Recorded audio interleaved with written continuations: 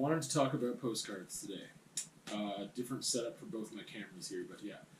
I've got a whole bunch of postcards, and some people have noticed on my Facebook and or Instagram that I've been doing something with the postcards that's very similar to like the peace offerings. So I just wanted to take you through what I'm doing and why I'm doing it, because I think other people might, benefit from that and what I've learned from doing it. So peace offerings. If you don't know what those are, I just make art and I leave them in public in random places and take a picture of it, post it online, and hope that someone takes it home. And there's usually an explanation written on the back of the peace offerings that says, just like I want art to be accessible. Public art is great for accessibility, but you can't take it home. Like, this is meant to be enjoyed in your private space, have a relationship with it, and how it differs from public art in that aspect. And just making it free, just like I just happened to be here on the C train, for instance, or whatever, and then saw it, or maybe someone went on a hunt for it, or whatever, because they saw the post, that's in a park, or, So that's kind of the peace offering thing, and this is kind of an extension of that I'm going to explain in a second. So the postcard thing started because upon moving to Calgary, actually a little bit before moving here, while I was just visiting and figuring things out for the move, there's a record store that's awesome, and they have all these postcards. Heritage Posters and Music, I think is what it's called, or Heritage Music and Records and Posters, or I think it's Posters and Music. And yeah, they have all these postcards. There's a section by the till, hundreds, if not thousands, of postcards. It's like $5 for 10, or I don't remember how much they are each, but maybe they're $1 each, or 5 for 10, or 10, yeah, $5 for 10 of them, whatever. A lot of them are 90s and 2000s, which speaks to my soul. So there's a lot of music, a lot of new metal stuff. We got some Limp Bizkit here. There's some Korn, Soulfly. We even got some like Fish. We got some Fish, some Jam Bandage. There's like some really cool metal stuff. There's Fear Factory, Cradle of Filth. Like there's some Anthrax. There's some, and then there's like celebrities and actors and stuff too. There's some Michael Caine, some Michael Cainage. Jamiroquai. What do we got here? We got Hanson. I know I've seen a lot of Backstreet Boys ones. There's a section that has some like mythical animals and like just environmental stuff and cutesy little ones as well. I don't go for those as much, but we got some Ben Affleck here. All of them are falling. Oh, there's some Christina Aguilera. There you go. There's some of that. So anyway, there's a lot of different stuff. And I just thought they were a lot of fun, and I thought, you know what, like I could send some postcards to some friends. It's just this fun thing to do, but I'll like make art on them, or like ask questions, or wax philosophical or poetic, and just like write some stuff. And so I try to like do something with both sides of it, but I have to keep like the address part kind of clear, the stamp part kind of clear. And so I was just sending some postcards to some very select friends that I thought would appreciate that brand of humor, or that art, or that whatever it is I was doing.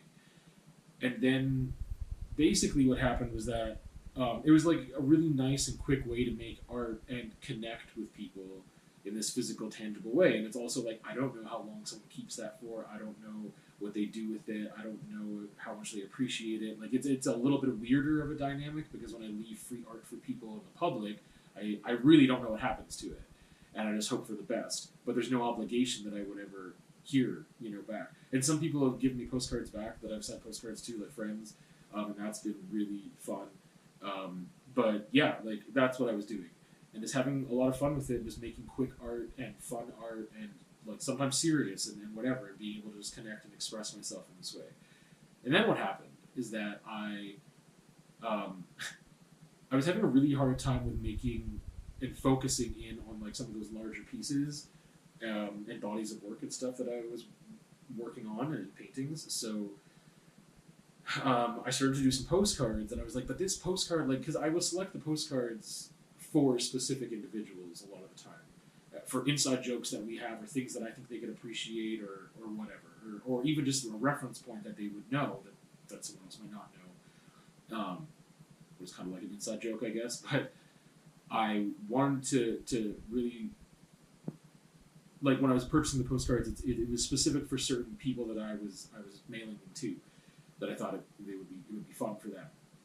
And then I just started to accumulate postcards I thought were really funny and cool, but didn't have a specific person yet. And I was like, I'll figure that out later. And then, and that's what has led to this many and this many. Like, this is a book of Picasso postcards. I forgot to mention that. And I got it on Marketplace, like, really cheap. And I've been able to do some cool stuff with that. I'll show you one that's in progress right now.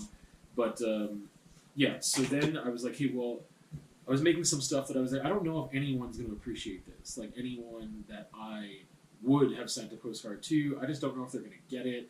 It's really out there. It's wild. I just don't know if they'll dig it. So I decided I'll just do it like a peace offering and I'll leave it in public. And so that's what I've been doing. That's the evolution of it, is basically the story. And I think, one thing, again, like, what have I learned from it? I mean, I've learned that I just another method of making some quick art, and it is like about connection and communication, and at the same time it's open-ended, and I never know if someone's going to appreciate it, if they're going to see it, if someone just thinks it's garbage and tosses it in the recycling bin or whatever. I never know. So it's a cool little thing, and it's also just like it's way more accessible and easier and more cost efficient to do something like this than I think like the canvases or boards or things that I would do. They're generally smaller ones that I was doing anyway for peace offerings.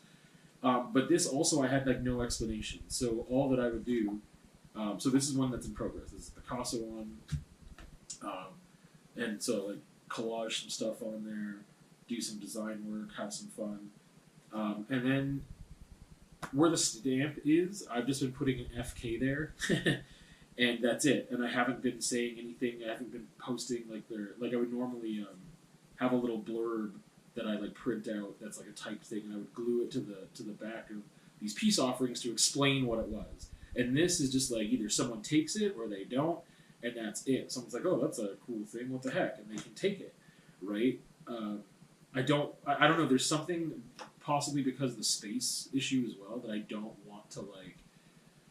I don't want to lose any of the real estate by having an explanation or whatever, or saying like, take me. I just want it to be that's like standalone art, because also by having to glue or tape something on, it's paper. If they rip it off, it might wreck what's underneath. So I just didn't want to put any of that. That was like, take me, free art, nothing. And so it's just like, we'll see what happens. But yeah, there's one that's in progress. I definitely use both sides. You can see I started to here. And sometimes I'm just like highlighting things that are the titles or whatever, or like drawing attention to them or redacting them or whatever. Like this one, the Fatboy Slim one, that I just erased the Slim. I went over that, and I don't know. It's just a fun thing. You can find some really cool stuff, and I think it's pretty accessible because a lot of postcards you can find at like thrift stores and antique shops and vintage things, and they're usually pretty cheap, and it depends what you're into, because I like the pop culture stuff, but I picked up some like other stuff, some more historical Canadian stuff, photography, like, yeah, but that's kind of my thing that I've been doing with the postcards, and I just thought I would speak to it and share that with people. So that's it. That's really it.